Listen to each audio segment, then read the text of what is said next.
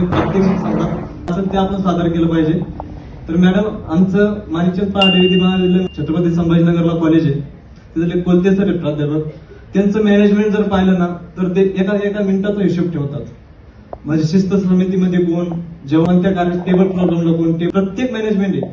आपले व्हॉलेंटियर सगळे चांगले आहेत, कोणत्याही म्हणजे त्या भगिनी आहेत त्यांनी पण लय दुखवलं नाही, कोणालाही काही नाही. आणि तुम्ही पण आईवानी प्रेम केलं. इथं आल्यानंतर म्हणजे असं घराची आठवण होईल असं काहीच नव्हतं. हॉस्टेल चांगलं होतं, जेवण चांगलं होतं. तुम्ही आमच्यासोबत प्रत्येक गोष्ट आम्हाला विचारून केली. आमचे जे प्रश्न होते ते आम्ही तुम्हाला सांगितल्यानंतर कालच फक्त थोडासा वाद झाला, त्याच्याबद्दल मी आमच्या कॉलेजच्या वतीने आणि माझ्या वतीने माफी मागतो.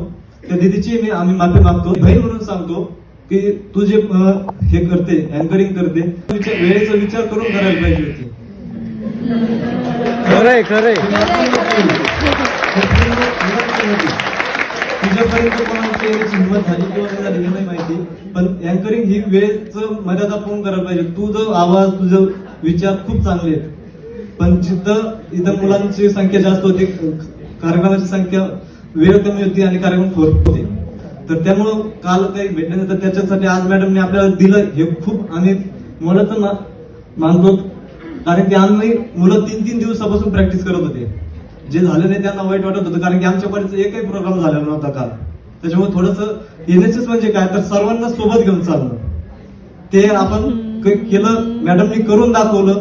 नक्कीच मॅडम, जे शेतीविषयी, शेती ही एका दिवसाची किंवा एका कार्यक्रमाची किंवा एक असं कार्यशाळेची नाहीये, तर शेती ही खूप अवघड विषय. ही आल्याच नंतर कळालं. शेतीत खूप बारकाईनं गोष्टी जर केल्या तर शेती खरंच चांगली आहे. नुसतं नोकरी नोकरी नोकरी करून होणार नाही, कारण की आज दरवर्षी 22 कोटी फॉर्म हा नोकरीसाठी जातात.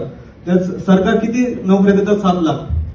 तर यामुळं शेतीकडे वळायला पाहिजे युवकांनी, आणि ते आपण कार्यशाळेतून दाखवतात. आणि भारतातील सर्वात नंबर 1 ची कार्यशाळा जरी म्हटलं तरी मला अभिमान वाटेल. आणि आपल्या कॉलेजचे निंबाळकर सर, महामुनी सर आणि फाटके सर हे ऑक्सफोर्डमध्ये शिकवतात, हे खूप अभिमानास्पद आहे. आमच्यासाठीच नाही, ह्या शाळेसाठीच नाही तर पूर्ण महाराष्ट्रासाठी अभिमानास्पद आहे. धन्यवाद.